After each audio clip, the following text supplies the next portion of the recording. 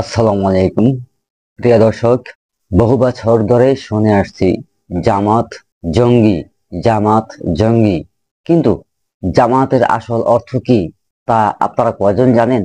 আজকে আমি কোরআন ও হাদিসের আলোকে জামাতের ব্যাখ্যা দেওয়ার চেষ্টা করব ইনশাআল্লাহ। চ্যানেলটি সাবস্ক্রাইব করে সঙ্গেই থাকুন।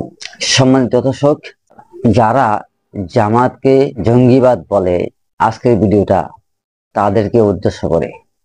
জামাত আরবি শব্দ যার অর্থ সমষ্টি, গোষ্ঠী বা দল।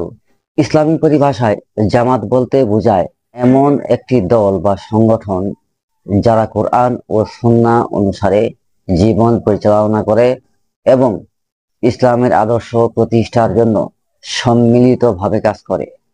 পবিত্র কোরআনে আল্লাহ তাআলা বলেন, ওয়াতাসিমু বিহাবলিল্লাহি জামিয়া ওয়ালা তাফাররাকু, তোমরা সবাই একসাথে আল্লাহর রজ্জু দৃঢ়ভাবে ধারণ করো এবং বিচ্ছিন্ন হয়ো না।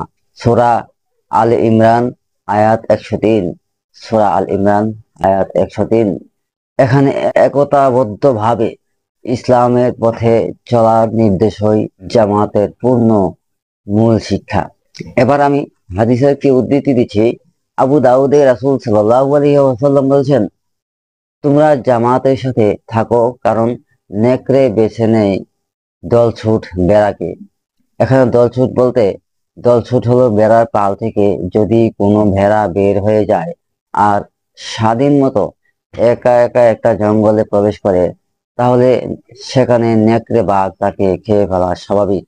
সম্মানিত দর্শক, এ হাদিস স্পষ্ট করে যে মুসলমানদের উচিত জামাতের অন্তর্ভুক্ত থাকা, যাতে বিভ্রান্তি, বিপদ বা ভ্রান্ত চিন্তা থেকে বাঁচা যায়। সুতরাং জামাত মানে ইসলামী ঐক্যের প্রতীক, বিশৃঙ্খলা নয়। এটি রাসূল সাল্লাল্লাহু আলাইহি সাল্লামের সুন্নাহ ও কোরআনের নির্দেশনার বাস্তব রূপ।